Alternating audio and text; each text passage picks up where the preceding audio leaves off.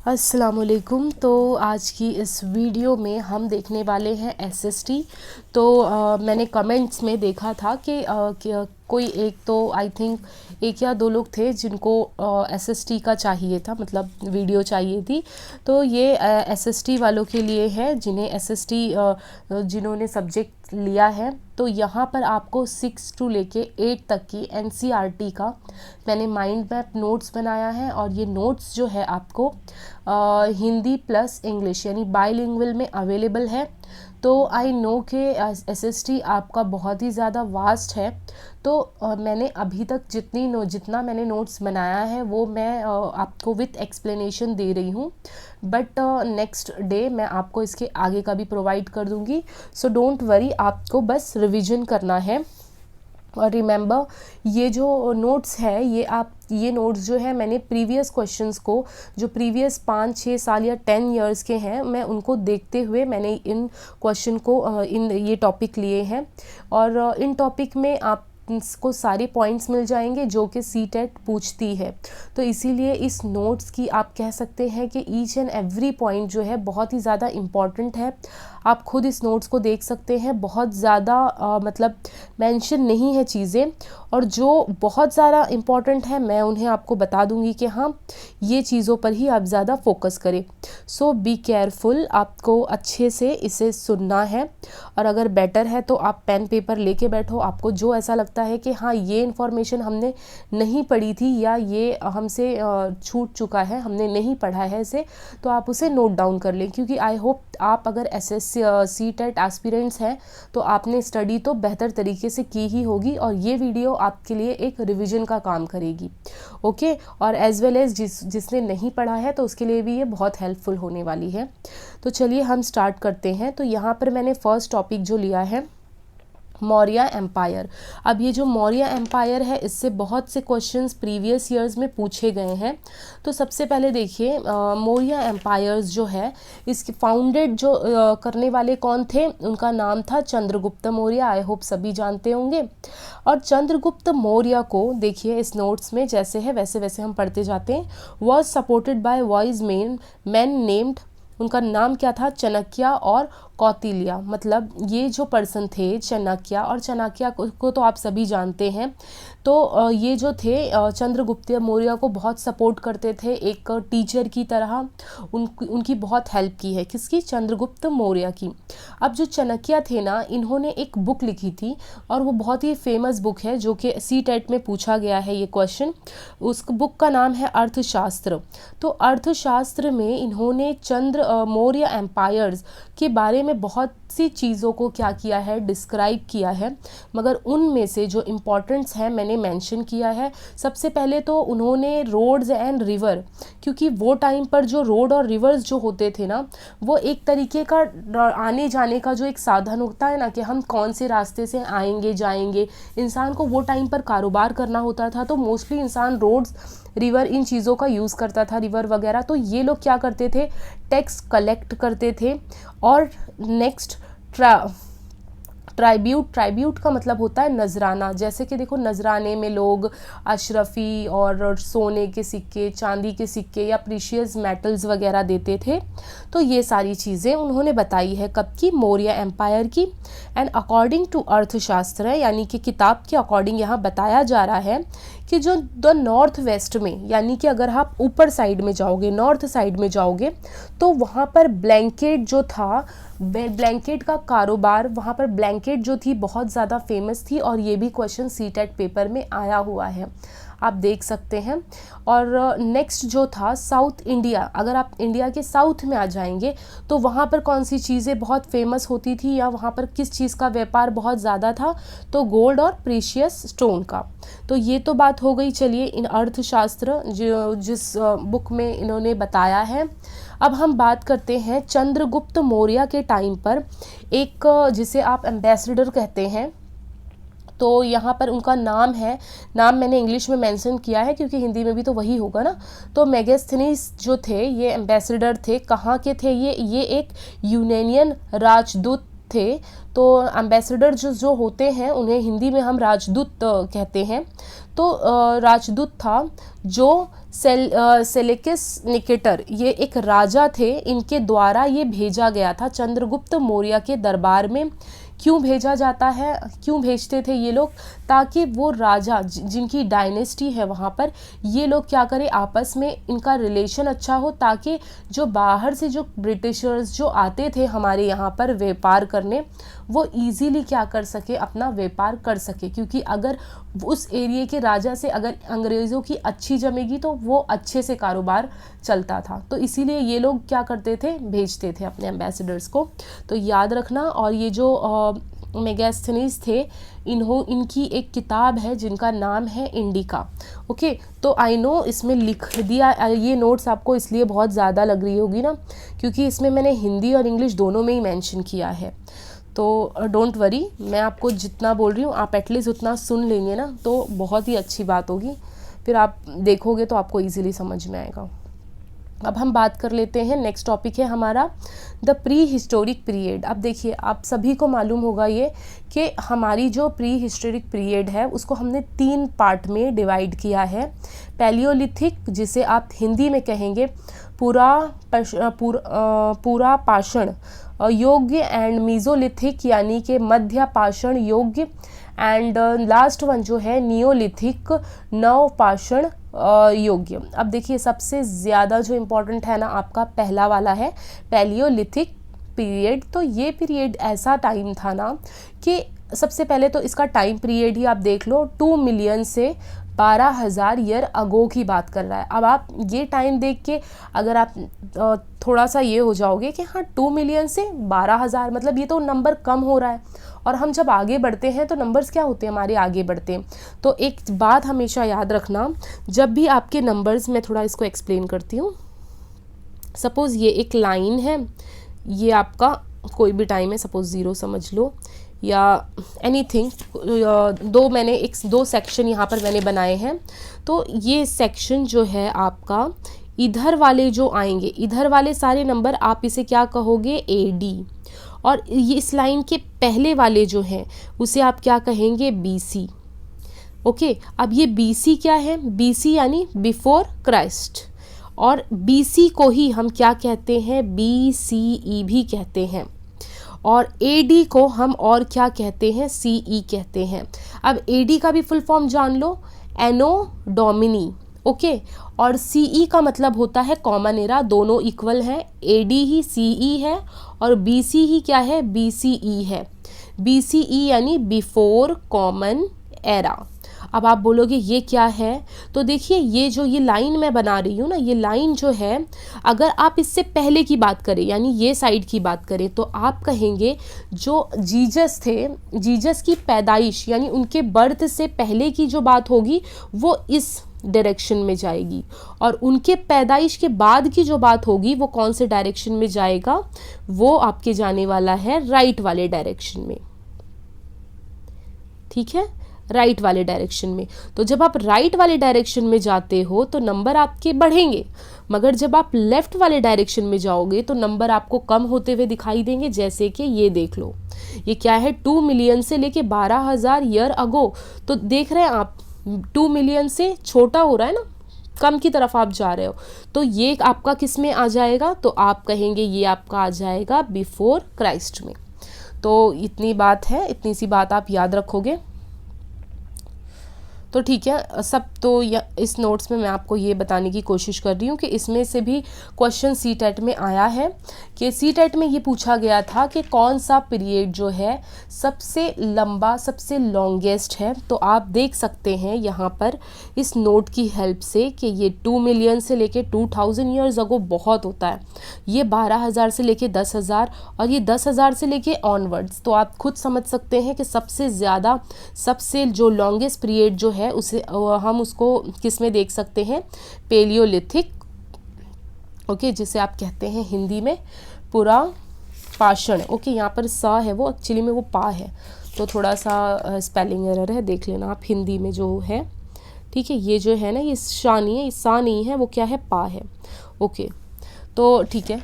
Next अब हम बात करते हैं पेलियोलिथिक जो एज है, इसको हमने 3 पार्ट में बांटा है।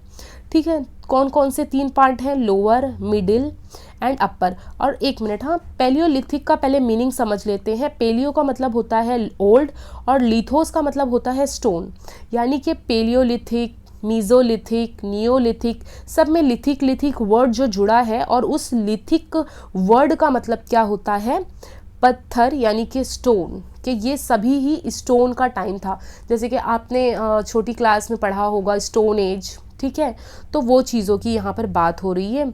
अब इन पैलियोलिथिक अभी मैंने आपको बताया बहुत ही लॉन्गेस्ट पीरियड था, तो इसको हमने 3 पार्ट में और डिवाइड कर दिया, जिसको आप कहेंगे लोअर, मिडल और अपर, ठीक है। अब इसमें से तो इतने क्वेश्चंस नहीं आते हैं, मगर ये जो मैंने ये जो बनाया है इसमें से क्वेश्चन आपको दे सकते हैं। ओके, तो अब क्या है देख लेते हैं। Sites were found at Hunsagi and Karnataka. देखिए यहाँ पर जो एक साइट दी गई है हुंसगी, हंसगी जो है वो कहाँ पर है, कर्नाटका में है, ठीक है। मतलब ये जो टाइम था पेलियोलिथिक, तो इस टाइम पर जो है हर जगह जो है खुदाई की जाती थी। जब खुदाई की जाती थी तो आपको मालूम होगा कि ज़मीन के अंदर से बड़ी बड़ी सभ्यताएं हमें मिलती थी। तो इससे ये पता चलता था कि पुरानी सभ्यता मतलब कौन सी चीज़ें, जैसे कि मोहनजोदाड़ो, ये सारी चीज़ें हमें कहाँ से मिली है, ज़मीन के अंदर से ही मिली है ना। जब खुदाई, जब रेल की पटरी बिछाई जा रही थी तो वो टाइम पर खुदाई की गई थी, तो बहुत सारी चीज़ें हमें मिली हैं। तो यहाँ पर वही साइट्स की बात हो रही है कि अगर आप पेलियोलिथिक पीरियड में आ जाएं तो वहाँ पर हमें कौन कौन सी साइड मिली है। कर्नाटका में एक साइड मिली है, देख सकते हैं आप। कुरनूल केव्स मिले हैं, कहाँ पर, आंध्र प्रदेश में। भीमबेटका, ये क्वेश्चन पूछा गया है कि भीमबेटका साइट जो है ये आपको कहाँ पर मिली है, मध्य प्रदेश में। बेगोर, ये साइट आपको मिली है राजस्थान में। और ये पटने यानी ये महाराष्ट्र में हमें मिला है। और महाराष्ट्र में जो है, महाराष्ट्र जो पटने में आपको ऑस्ट्रिच के एग के बहुत सारे शेल्स मिले हैं। और इस ही पीरियड में यानी पेलियोलिथिक पीरियड में जो है आपको ऑस्ट्रिच देखने को मिले हैं। तो इसका मतलब खास जाहिर होता है कि वो टाइम पर ऑस्ट्रिच मिले, यानी वहाँ पर पाला जाता था ऑस्ट्रिच को। ओके, और उनके एग के शेल्स भी मिले हैं। एंड बेलन वैली जो है ये आपके मिले हैं यूपी में। तो these are the archaeological sites which are present in India during palaeolithic age. तो आपको याद रखना है, ये सभी मोस्ट इम्पॉर्टेंट है, तो इसको एक बार अच्छे से आप 1 से 2 बार ज़रूर पढ़ना। अब देखो ये उपनिषद, हाँ, इसको जो है मैं आपको यहाँ से लेती हूँ, इस पेज से। Wait a second.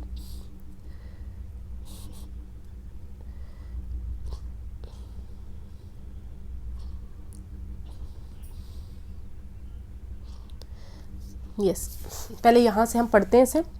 Find out about the past. हम देखिए हमें कैसे पता चलता है, हम कैसे पता करते हैं हमारे पास्ट का। तो बहुत सी चीज़ें हैं जो कि बहुत सारे सोर्स अवेलेबल होते हैं, जैसे कि मैनस्क्रिप्ट, जिसको आप हिंदी में कहते हैं पांडुलिपि, ठीक है, पांडुलिपि आप उसे कहते हैं। तो ये जो मैनस्क्रिप्ट होते हैं ये क्या होते हैं, these are the written by hand. Hindi में पढ़ लेते हैं। यह पुस्तक हाथ से लिखी होने के कारण हम इसे क्या कहते हैं, पांडुलिपि कही जाती है इसे। मतलब कि ये जो है, सबसे पहले तो इसे हैंड से हम लिखते थे, और ये मैनस्क्रिप्ट जो होती है ना, स्पेशली ये कहाँ लिखी जाती, मतलब कौन से लीफ पर लिखी जाती है, ये पाम लीफ पर लिखी जाती है। और समटाइम्स स्टोन और मेटल्स पे भी लिखे जाते थे। तो यहाँ से एक हमारे पास्ट का हमें पता लगता है, अनुमान लगता है। और ये जो पाम लीफ है इसको प्रिपेयर्ड जो है कौन से ट्री से करते थे हम, तो वो ट्री का नाम है बार्क ट्री, ठीक है, बार्क ट्री। एंड तो हाँ, तो ये किससे प्रिपेयर किया जाता है, बार्क ट्री से। और ये बार्क ट्री कहाँ पर उगाई जाती, कहाँ ग्रो होती है, ग्रो इन हिमालयाज़ वाले रीजन में। तो इतनी सी बात याद रखनी है। मैन्युस्क्रिप्ट ये जो है किस पर लिखते थे, पाम लीफ या फिर समटाइम स्टोन और मेटल्स। और इसको किससे बनाया जाता है, बार्क ट्री। कहाँ पर ग्रो होती है स्पेशली हिमालयाज़ वाले रीजन में। तो ये 3 इम्पॉर्टेंट पॉइंट्स हैं जो कि आपके सीटेट में पूछे जा सकते हैं। नेक्स्ट आता है इंस्क्रिप्शन। इंस्क्रिप्शन जिसे आप हिंदी में क्या कहेंगे, अभिलेख। अभी रिटन ऑन हार्ड सरफेस। अब देखिए इसको जो इंस्क्रिप्शन, ये भी लिखने वाला ही चीज़ है, बट इसको हम किससे लिखते थे, ऑन हार्ड सरफेस पर हम इनको लिखते थे। हार्ड सरफेस लाइक स्टोन और मेटल, क्योंकि इससे पहले वाला तो लीफ पर था, अब ये वाला जो है स्पेशली किस पर इसको लिखा जाता है, स्टोन एंड ऑन मेटल। तो देखिए यहाँ पर आप पढ़ सकते हैं, हिंदी में भी इसलिए मैंने दे दिया है, एक्चुअली मेरा सब्जेक्ट, मैं इंग्लिश में ज़्यादा कंफर्टेबल रहती हूँ, बट ये हिंदी जो हिंदी जिन स्टूडेंट ने लिया है उनके लिए भी बेनिफिट हो, इसलिए मैंने यहाँ पर हिंदी में भी मेंशन किया है। तो पत्थर अथवा धातु जैसी अपेक्षाकृत कठोर सतह पर आकृष्ट किए गए मिलते हैं। तो आप पढ़ सकते हैं हिंदी मीडियम। तो एक्चुअली में जो क्वेश्चंस होते हैं ना, अगर जो पॉइंट्स मैंने हाईलाइट किए हैं, अगर वो पॉइंट्स भी अगर आपको पेपर में दिखाई देता है तो डेफिनेटली आप समझ सकते हैं कि वही आपका क्या होगा, आंसर होगा, मगर आपको क्वेश्चन सही तरीके से पढ़ना आना चाहिए। Okay, most of the inscriptions are Brahmi and Kharosthi script, यानी जो बहुत सारे इंस्क्रिप्शन जो हैं वो किस में लिखे गए हैं, ब्राह्मी एंड खरोस्ती स्क्रिप्ट में। अब देखिए यहाँ पर पूछ सकता है आपसे कि जो इंस्क्रिप्शन जो लिखे हुए हैं वो कौन से उसमें लिखे हुए हैं, तो याद रखना कौन से दो आंसर दोगे आप, Brahmi and खरोस्ती।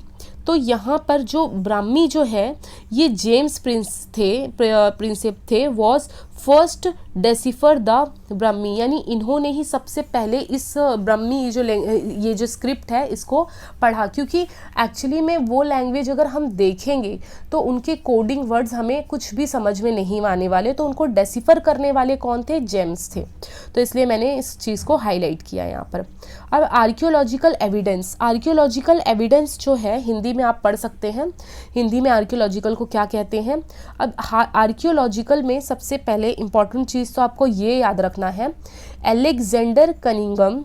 Alexander Cunningham is known as the father of archaeology, यानी मैंने अभी आपको इससे प्रीवियस जो अभी पीछे का जो टॉपिक गया, जब मैंने आपको बताया कि जब खुदाई की जाती थी पटरी बिछाने के लिए या और कोई कारण के वजह से, तो उस टाइम पर ये जो सारा काम होता था ना, ये आर्कियोलॉजिस्ट के ही उसमें आता था। तो वो लोगों को जब मतलब जब ज़मीन खोदने पर जब चीज़ें मिलती थी, अलग अलग प्रकार की सभ्यताएं मिलती थी, तो ये जो किसके अंडर में आ जाता था, ये आर्कियोलॉजिकल डिपार्टमेंट इसको देखती थी कि कौन से ईयर का है ये टाइम पर अगर ये बर्ड्स पाए गए हैं तो वो लोग कार्बन डेटिंग मेथड से वो लोग पता कर लेते थे। तो इस चीज़ के आर्कियोलॉजिस्ट के फादर किसको बोला गया है, एलेक्जेंडर कनिंघम। इनका नाम अच्छे से याद रखना। देखिए आर्कियोलॉजिकल ए से, अलेक्जेंडर भी ए से, तो ये एक ट्रिक से याद रख सकते हैं आप। अब पढ़ लेते हैं क्या है ये। Archaeological evidence is the study of human activity through the recovery and analysis of material and culture. तो उसी को हम क्या कहते हैं, आर्कियोलॉजिकल एविडेंस। जैसे कि देखिए यहाँ ह्यूमन एक्टिविटी हुई, अगर आपने कोई चीज़ हमने ज़मीन खोदा वगैरह, वहाँ से हमें कोई भी चीज़ें मिलती है, कोई भी सभ्यता मिलती है, कोई भी हम कह सकते हैं स्केलेटन वगैरह मिलता है, तो उसको हम क्या कर सकते हैं, उसकी हम जांच पड़ताल कर सकते हैं। ओके, नेक्स्ट अब हम आ जाते हैं, वेट अ सेकेंड, ये पेज थोड़े आगे पीछे हो गए हैं। तो व्हाट आर द वेद्स। अब देखो वेदास पे भी बहुत सारे क्वेश्चंस आपको पूछे गए हैं। तो सबसे पहले तो वेदास जो होते हैं ना, ये वेदास जो है, वेद जिसे आप कहते हैं, ये एक संस्कृत वर्ड है। संस्कृत वर्ड है जिसे आप वेदी कहते हैं। इसका मतलब होता है टू नो। ओके, तो आ जाते हैं हम, 4 वेद्स होते हैं हमारे। कितने वेद हैं, 4 टाइप के वेद्स होते हैं, और उसमें जो सबसे पहला और सबसे पुराना जो वेद होता है वो होता है ऋग्वेद। ठीक है, तो ये ओल्डेस्ट है, कंपोस्ट, और इस वेद में ना बहुत सारे क्या किए गए हैं, मतलब ये कंपोस्ट अबाउट 3500 ईयर्स अगो के हैं, and include more than 1000 hymns, यानी इसके अंदर तो कम से कम 1000 से भी ज़्यादा क्या है यहाँ पर, हाइम्स हैं। हाइम्स यानी प्रार्थनाएं हैं इसमें। और सुक्ता यानी वेल सेड, अच्छी तरह बोला गया है यहाँ पर। सुक्ता का मीनिंग क्या होता है, वेल सेड होता है। एंड इस ऋग्वेद में जो है द ऋग्वेद, इसमें तीन there are gods are specially, जो यहाँ पर तीन गॉड्स हैं जो कि बहुत ही ज़्यादा इम्पॉर्टेंट हैं, और इन गॉड पर जो है क्वेश्चंस भी पेपर में आए हुए हैं। तो 3 गॉड्स को पहले हम देख लेते हैं। अग्नि है, जिसे आप हिंदी में भी अग्नि कहोगे, और ये अग्नि मतलब अग्नि ये आपको मालूम होगा, द गॉड फायर, ओके इसका। एंड इंद्रा जो है वो कौन से हैं, अ वॉरियर गॉड यानी युद्ध के देवता। बट देखिए ये दो तो मोस्टली सबको पता होता है, अग्नि एंड इंद्रा, बट सोम जो है ना ये नहीं मालूम होता है, तो इस पर थोड़ा ज़्यादा फोकस करना आप। Soma a plant from which special drink was prepared, ये एक प्लांट है जिससे हम क्या प्रिपेयर करते हैं, एक स्पेशल टाइप की ड्रिंक बनाते हैं, ओके। हिंदी में लिखा है मैंने, एक पौधा है जिससे एक खास पेय बनाया जाता है। पेय का मतलब यहाँ पर मतलब है ड्रिंक, ओके। अब नोट्स, यहाँ पर कुछ एक नोट में दिया है मैंने कि हाइम्स जो है जिसे मैंने प्रार्थनाएं बताया है, तो प्रार्थनाएं यहाँ पर मोस्टली किसके ज़रिए बोली गई है, मेल के ज़रिए, ठीक है, मेन के ज़रिए, और कुछ कंपोस्ट की गई हैं वुमेन। तो अगर क्वेश्चन जो है, अगर सिर्फ ऐसा क्वेश्चन आ जाए कि क्या जो हाइम्स है वो सिर्फ कंपोस्ट की गई हैं, मेल ने ही सिर्फ कंपोस्ट किया है, तो ऐसा नहीं है, कुछ जो हाइम्स हैं जो वुमेन ने भी कंपोस्ट किया है, ओके। तो ये इसीलिए मैंने इसको नोट में डाला है कि आप एक बार इसे अच्छे से देख लोगे, ओके। अब हम आ जाते हैं नेक्स्ट जो है हमारा उपनिषद्स पे आ जाते हैं, उपनिषद्स पे आ जाते हैं। वो पेज, वेट अ सेकेंड, हाँ, उपनिषद्स जो है यहाँ पर सबसे पहले तो देखिए यहाँ पर ना उपनिषद्स जो है, उपनिषद्स ये जो है आपका were a part of the later Vedic text, literally means approaching and sitting near, and the text in the Upanishads contain the conversation between teacher and student, presented through a simple dialogue and ideas that describe about the individual soul and universal soul। अब देखिए इसका मतलब हिंदी में आप देख सकते हैं, मैंने ऑलरेडी मेंशन किया है। उपनिषद्स में क्या होता था कि यहाँ पर एकदम नियर मतलब पास आकर अपने गुरु के बैठना और विचार करना, जैसे कि विचार जिनमें आत्मा और सार्वभौमिक आत्मा का विकरण किया गया हो, तो वो चीज़ करना कि जैसे एक टीचर हो गया, एक अपने गुरु के पास बैठना, और जो उनके बीच का जो कन्वर्जेशन होगा, जो हम बातें जो करते हैं, वो कन्वर्जेशन भी कैसा होगा, बहुत ही सिंपल डायलॉग में होगा। तो अब ये जितने भी इसमें पॉइंट दिए हैं, तो ये पॉइंट ना आपको एज अ अजम्पशन पॉइंट, मतलब पॉइंट आपको दे देगा उपनिषद का, और कहेगा इसमें से कौन से पॉइंट नहीं है। तो 1 से 2 बार इन पॉइंट्स को आप देख लेना, और इसमें से जो पॉइंट अलग वो आपको दिखाई देता है पेपर में, वो आपका ऑप्शन होगा, ठीक है। नेक्स्ट, दिस डन, हाँ ये हो गया है, ये भी हमारा कंप्लीट। अब हम गौतम बुद्ध की बात कर लेते हैं। तो गौतम बुद्ध जो थे उनका ये कहना था कि जो इंसान की लाइफ होती है, life is full of suffering and unhappiness, यानी इंसान की लाइफ जो है वो कष्ट और दुखों से क्या है, भरी है। क्यों इंसान की लाइफ दुख और कष्ट से भरी हुई है, इसके पीछे एक रीज़न है। वो रीज़न ये है क्रेविंग एंड डिज़ायर्स, यानी इंसान की इच्छा और लालसा। इंसान के डिज़ायर्स जो है वो कभी ख़त्म नहीं होने वाले हैं, यानी इंसान को पहले एक छोटी सी चीज़ के लिए वो स्ट्रगल करता है, वो मिल जाती है, फिर उसको उससे अच्छी वाली चीज़ चाहिए, वो मिल जाएगी, फिर उसको और उससे अच्छी चीज़। तो ये इंसान के डिज़ायर्स होते हैं, जो कि इंसान के जो लालसा होती है वो कभी ख़त्म नहीं होती है। तो यही इन्हीं चीज़ों को गौतम बुद्ध ने ये कहा है कि the Buddha describe this thirst और तान्हा। तो याद रखना कि जो तान्हा वर्ड है ये किसने यूज़ किया है, गौतम बुद्ध ने। अब नेक्स्ट जो एक क्वेश्चन पूछा गया था सीटेट में कि गौतम बुद्ध के 3 जो होते हैं जेवलिस हैं, जिनको हिंदी में आप क्या कहते हैं, त्रिरत्न ऑफ बुद्धिज्म। तो वो 3 रत्न कौन है, BD BDS, BDS मतलब बौद्ध, D से धाम एंड S से संघ।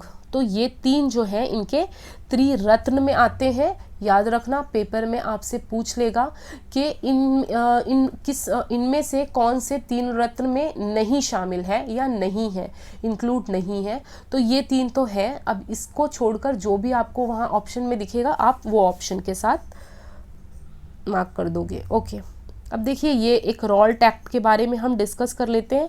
एक्चुअली आपका एसएसटी बहुत ही वास्ट है, तो मैंने कुछ कुछ टॉपिक लेकर यहाँ पर as a revision point of view से बनाया है कि यहाँ पर एक बार आप रिवीजन कर लोगे। आई नो कि आपने पढ़ा होगा, बहुत अच्छे से ही पढ़ा होगा, तो यहाँ पर आप दोबारा पढ़कर एक बार रिवीजन हो जाएगा। और ऐसा भी हो सकता है कि मे बी कुछ पॉइंट आपको नहीं मालूम होगा तो वो एक्स्ट्रा मिल जाएगी इन्फॉर्मेशन आपको। ओके, तो आइए नेक्स्ट है हमारा रोलर्ट एक्ट।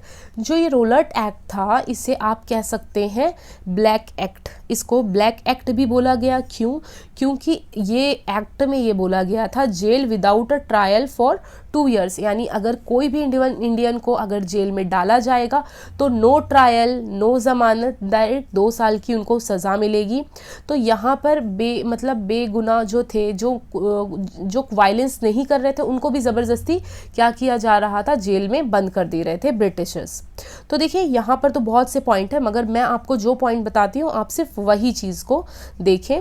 तो देखिए ये जो रोलर्ट एक्ट था, ये रोलर्ट एक्ट जो आया तो गांधी जी को ये रोलर्ट एक्ट बिल्कुल पसंद नहीं आया। गांधी जी बहुत ही नाखुश थे और उन्होंने लॉन्च कर दिया रोलर्ट एक्ट सत्याग्रह। रोल्ट सत्याग्रह उन्होंने लॉन्च कर दिया। और ये जो रोल्ट एक्ट जो सत्याग्रह है, इसी को हमने क्या कहा, फर्स्ट ऑल इंडिया स्ट्रगल, जिसे आप हिंदी में कह सकते हैं पहला अखिल भारत संघर्ष। तो एग्जाम में क्वेश्चन आएगा कि पहला अखिल भारत संघर्ष, और 4 ऑप्शन देंगे, तो आप किसके साथ जाओगे? रोलर्ट सत्याग्रह के साथ।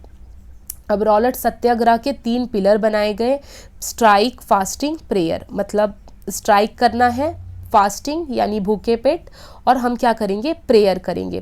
तो 6 अप्रैल 1919 को एज हम लोग day of humiliation and prayer with हड़ताल भी बोला जाता है। तो इतनी बात याद रखोगे। यहाँ पर वॉयलेंस स्टार्ट हो गया था, मार्शियल लॉ लगा दिया गया था, मार्शियल लॉ लग गया था यहाँ पर, और सत्यपाल और सैफुद्दीन किचलू को जो है अरेस्ट भी कर लिया गया था।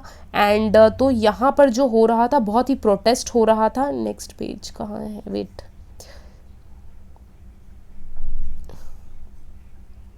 नेक्स्ट पेज ये है हमारा। तो यहाँ पर जो है लोगों ने प्रोटेस्ट किया, और प्रोटेस्ट कहाँ पर कर रहे थे लोग? जलियांवाला बाग में। तो जलियांवाला बाग में प्रोटेस्ट जब किया जा रहा था, और जलियांवाला बाग था कहाँ पर? अमृतसर। तो वहाँ पर जो थे जनरल डायर जो थे, उन्होंने ओपन फायरिंग कर दी थी। ठीक है, ओपन फायरिंग करने की वजह से जलियांवाला बाग में जितने भी लोग थे, सारे के सारे लोग क्या हो गए थे? जख्मी, मारे गए थे।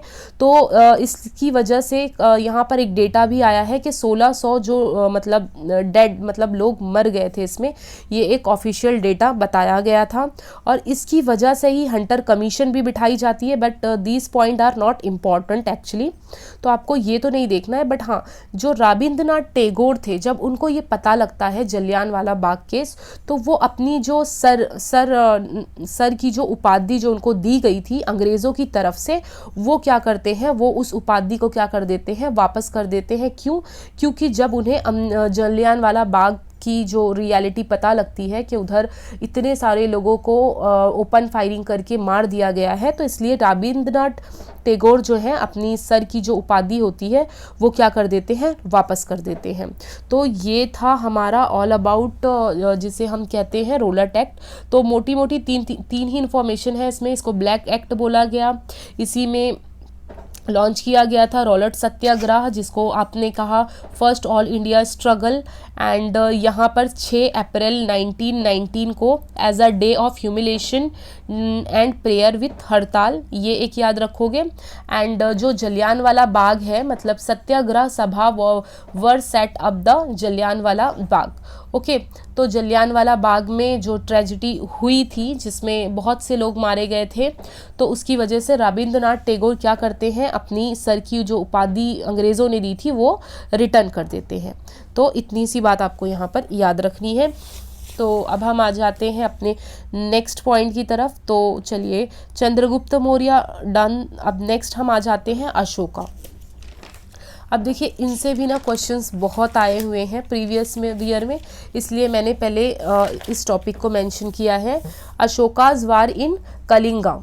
अब कलिंग वॉर आप सभी को पता होगा कि अशोका ने जो है बहुत से, यानी ऑलमोस्ट ऑल इंडिया, मतलब कुछ पार्ट को छोड़कर पूरे इंडिया पर ही इनका मतलब राज हो गया था। मगर जो कलिंग वॉर है, कलिंग वॉर लड़ने के बाद जो है उनको अंदर से रियलाइज़ होता है, जब वो इतने खून, इतने लोग उसमें ज़ख्मी, जब इतने लोगों को वो देखते हैं तो उनको बहुत ही अंदर से दुख होता है और फिर वो चेंज हो जाते हैं और फिर वो क्या लेते हैं, एक निर्णय लेते हैं कि अब से मैं युद्ध नहीं करूँगा, ठीक है। और उसके बाद वो किसकी तरफ शिफ्ट हो जाते हैं, जो है गौतम बौद्ध धर्म की तरफ वो इंटरेस्ट लेते हैं और उनकी तरफ चले जाते हैं और बौद्ध धर्म को ही क्या करते हैं, वो पूरे इंडिया में स्प्रेड आउट, मतलब बढ़ाने की कोशिश करते हैं। तो चलिए, ये तो एक नॉर्मल सी मैंने कहानी जैसा बताया। अब यहाँ पर आप सारे इम्पॉर्टेंट पॉइंट्स देखेंगे। सबसे पहले जो कलिंग वॉर थी, कब लड़ी गई थी ये वॉर हुई थी 261 BC। देखो, बिफोर क्राइस्ट। ओके, तो ये याद रखना है, BC एंड AD। ओके, तो ये बिफोर क्राइस्ट की बात हो रही है। तो कलिंग जो है is the ancient name of coastal Odisha. Odisha जो है, कोस्टल ओडिशा, उसी को ही आप क्या कहते थे पहले, ये पुराना नाम है कलिंग। अब देखिए, यहाँ पर अशोका जो है ये भी मौर्य एम्पायर से थे और not to fight any more wars, और इन्होंने डिसाइड कर लिया कि अब वो और फाइट नहीं करेंगे। अब मैंने हिंदी में रीज़न दिया है। कलिंग युद्ध में खून खराबा देखकर अशोक ने फिर कभी युद्ध ना करने का निश्चय किया, ठीक है। ये चीज़ हुई कि उन्होंने निश्चय कर लिया। एग्जाम में ये भी क्वेश्चन पूछ सकता है कि कब जो राजा अशोका थे उन्होंने कब ये डिसाइड किया कि अब अब कोई भी युद्ध नहीं करेंगे, कोई भी फाइट या कोई भी वॉर नहीं करेंगे। तो वो कौन सा युद्ध है, कलिंग। टीचिंग ऑफ बौद्ध, मतलब उन्होंने डिसाइड कर लिया कि अब वो क्या करेंगे, बौद्ध धर्म को फॉलो करेंगे और इसको क्या करेंगे, फैलाएंगे। And he started and propagated Dhamma. तो इन्होंने स्टार्ट कर दिया धाम जो थे, मतलब जो अशोकास धाम। यहाँ पर भी हम लोग बहुत सारे इंपॉर्टेंट पॉइंट देखेंगे। तो मतलब इस धर्म को उन्होंने क्या कर लिया, एक्सेप्ट कर लिया। And he had a duty instruct his subject प्रजा, मतलब इन्होंने अपनी एक ड्यूटी बना ली कि अब क्या करेंगे, ये बौद्ध धर्म को इन्होंने अपना लिया और अब ये कह रहे हैं जैसे कि एक फादर का काम होता है अपने बच्चों को पढ़ाना, वैसे ही हमारा काम है अपनी प्रजा को इस धर्म के बारे में बताना, समझाना। अब देखिए, Ashoka got his message inscribed on rocks and pillar. तो आपने देखा ही होगा कि अशोका ने पिलर्स पर जो है बहुत सारे मैसेजेस लिखवाए थे और वो मैसेजेस ये थे कि जो मतलब कलिंग वॉर से रिलेटेड था कि मैंने जो किया, मैं नहीं चाहता हूँ कि ये गलती आप भी करें। जो युद्ध वगैरह में इतनी लोगों की जानें गई हैं, ये मैसेज लोगों तक पहुँचाने की उन्होंने कोशिश की। और instructing his official to read his message to those who wait a second.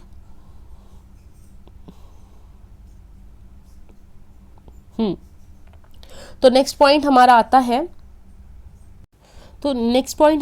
है अशोका ने ये कहा, सबसे पहले एक वर्ड यहाँ पर मैंने लिया है, वो वर्ड है official to read his message those who could not read it themself. He built houses, roads, dug wells. He arranged for medical treatment for both human being and animals, and his inscriptions were sent at prominent places like Afghanistan, Pakistan, Nepal. तो यहाँ पर जो है अशोका ने जो है एक धम्म महात्मा करके एक ये ऑफिशियल्स अपॉइंट किए। जैसे कि इनका काम क्या था, यहाँ पर जो मैंने मेंशन किया है आप देख सकते हैं, हिंदी में भी लिखा है और इंग्लिश में भी है। धम्म महात्मा, ये क्या था, इन्होंने अपॉइंट किया। ये लोग क्या करते थे, लोगों को इस धर्म के बारे में बताते थे। जो बुद्धिस्ट धर्म में कुछ रूल एंड रेगुलेशन होते हैं ना, ये क्या करते थे, लोगों को बताया करते थे। अब अशोका ने एक बात यहाँ पर भी ये कही है कि जो लोगों को पढ़ना आता है वो तो इंस्क्रिप्शन यानी इंस्ट्रक्शन जो उन्होंने पिलर पे या जो डिफरेंट जहाँ पर उन्होंने मैसेज दिया है वो देखकर पढ़ लेंगे, मगर जो लोग पढ़ना नहीं जानते हैं ना, उनको आप क्या करोगे, बोल कर पढ़ाओगे, मतलब खुद बोलोगे और वो क्या करेंगे, सुनेंगे। और अशोका ने बहुत अच्छे अच्छे काम किए, जैसे कि आप देख सकते हैं उन्होंने हाउस, रोड्स, ये सारी चीज़ें लोगों के लिए बनवाई हैं।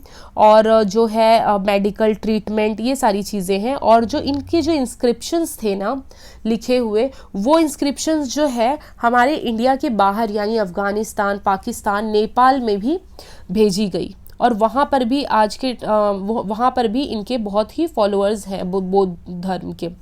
एंड जो आप नोट में एक जो देखते हैं जिसमें 3 लाइन बना हुआ है, जिसे 3 पिलर आप बोलते हैं, तो ये जो है ये किसका बनाया हुआ है, ये जो राजा अशोका थे इनका ही बनाया हुआ है। और ये कहाँ पर स्थित है, तो ये सारनाथ में स्थित है, तो आपको ये भी याद रखना है। तो ये हो गई सारी बातें जो कि आपको ये याद रखनी है। और ऐसा कोई पॉइंट तो मैंने मिस नहीं किया, मैं एक बार चेक कर लेती हूँ। हाँ, और इस धर्म में ना यानी बौद्ध धर्म में did not involve worship of God और परफॉर्मेंस ऑफ सेक्रीफाइस, यानी कि एक्चुअली में ये बौद्ध धर्म को फॉलो कर रहे थे, राइट। तो बौद्ध धर्म में जो था वर्शिप ऑफ गॉड नहीं था, यानी पूजा करना गॉड की, जैसे कि लोग मूर्ति बना के एंड ऑल जैसे पूजा वगैरह करते हैं, ऐसा कुछ वहाँ पर था ही नहीं, कुछ डिफाइंड नहीं था, ठीक है। और परफॉर्मेंस ऑफ सेक्रीफाइसेस नाम की भी कोई चीज़ नहीं थी, बलिदान, ये सारी चीज़ें इसमें कुछ भी नहीं था। तो ये था आपका एक पॉइंट। तो आई होप मैंने सारे पॉइंट्स यहाँ कवर किए हैं।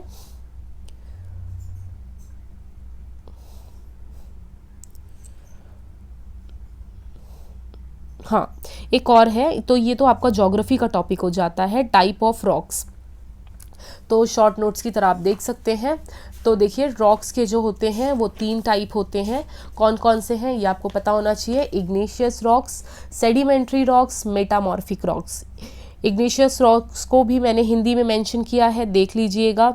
सेडिमेंट्री को भी मेंशन किया है और मेटामॉर्फिक को भी लास्ट में मेंशन किया है, जिसे आप कहते हैं, देखिए यहाँ पर, वेट अ सेकेंड, कायांतरित चट्टान जिसे आप कहते हैं, ठीक है। चलिए हम 1 बाय 1 डिस्कस कर लेते हैं बिना टाइम वेस्ट किए। तो इग्नेशियस रॉक्स ये वो रॉक्स होते हैं ना जब आपका क्या कहेंगे उसको, जब अर्थक्वेक या फिर जब लावा जो बाहर आता है, ठीक है, तो वो लावा जब बाहर आता है तो वो एक मैग्मा का शक्ल लेता है। और मैग्मा जो है ऊपर आके पहले क्या होता है, ठंडा हो जाता है, ठीक है। मैग्मा जब बाहर आता है एरप्शन की वजह से, तो वो ऊपर आके क्या होता है, ठंडा हो जाता है। और ठंडा होने के बाद, कूल्स होने के बाद जो सॉलिड फॉर्म होती है उसे आप क्या कहेंगे, इग्नेशियस रॉक्स कहेंगे।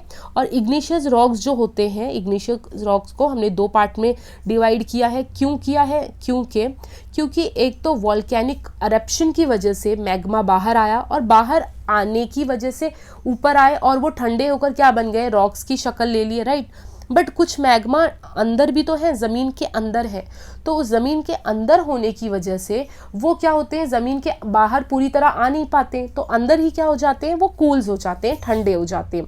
तो उसको हम क्या कहते हैं, तो उनको हमने सबसे पहले इग्नेशियस रॉक्स को हमने 2 पार्ट में बांटा है, एक्सट्रूसिव एंड इंट्रूसिव। तो एक्सट्रूसिव क्या होता है, जिसे आपकी हिंदी में क्या कहते हैं, बाह्यान, ठीक है। और अंदर वाले को यानी इंट्रूसिव को आप क्या कहेंगे, अंतर्निर्मित, ठीक है। तो यहाँ पर जो है बाहर वाला जो है, जो बाहर ठंडा हो जाते हैं ऊपर आके, तो उसे हम कहते हैं बासाल्ट। एग्जाम्पल में याद रखना, एग्जाम्पल में आपसे पूछ लेगा, जो आपके एक्सट्रूसिव इग्नेशियस रॉक्स हैं वो आपके जो है 4-5 एग्जाम्पल देगा। तो वो कौन से रॉक्स हैं, तो आपको बताना है बासाल्ट। ये कहाँ पर ये जो है डेक्कन के जो प्लेटूज हैं वो सब किसके हो बने हैं, एक्चुअली में कौन से टाइप के हैं, वो बासाल्ट में आ जाते हैं। और कौन से इग्निशियस रॉक्स में पूछेगा तो एक्सट्रेसिव, आप याद रखना। अब इंट्रेसिव का मतलब क्या है यहाँ पर देख लो। तो यहाँ पर जो मोल्टन मैग्मा है, अब देखिए यहाँ मैंने इसको हिंदी में भी दिया है कि द्रवित लावा पृथ्वी की स्थल पर आकर ठंडा होकर बन जाता है, क्या क्या बन जाता है, बाह्ययान। ओके, और यहाँ पर आप देखेंगे इंट्रेसिव जो है आपका, उसमें molten magma cools down deep inside the earth. तो जो आपका मोल्टन मैग्मा जो होता है वो अर्थ के अंदर ही क्या होता है, ठंडा हो जाता है, अर्थ क्रस्ट के अंदर ही ठंडा होता है।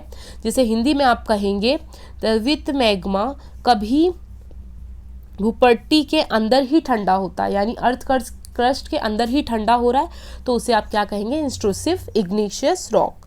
तो इसमें आप एग्जाम्पल रखना, अंदर वाले में ग्रेनाइट और जो बाहर आके ठंडा होता है उसे आप क्या कहेंगे, बासाल्ट।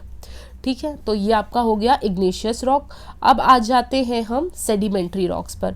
तो सेडिमेंट्री रॉक को आप क्या कहते हैं हिंदी में, अवसादी चट्टान। तो अवसादी चट्टान ये वो चट्टान होते हैं जो कि यहाँ पर मैंने सिर्फ एग्जाम्पल दिया है, इसकी जो मीनिंग है मैं आपको ओरली बता देती हूँ। जो छोटे छोटे जो आपके जो ये होते हैं रॉक्स जो होते हैं वो टूट कर छोटे छोटे और जमा होकर जो एक रॉक फॉर्म करते हैं उसे हम क्या कहते हैं, सेडिमेंट्री रॉक कहते हैं। अब ये जो मैंने यहाँ पर नोट्स में जो मैंने मेंशन किया है वो क्या है, एग्जाम्पल है, उदाहरण है ये। Sandstone is made from gains of sand, यानी कि हिंदी में आप जिसे कहोगे बालुआ पत्थर रेत के दानों से बने होते हैं। जो बालू वाले पत्थर होते हैं वो किससे बने होते हैं, रेत के दानों से बने होते हैं, उसे ही हम क्या कहते हैं, सेडिमेंट्री रॉक्स कहते हैं।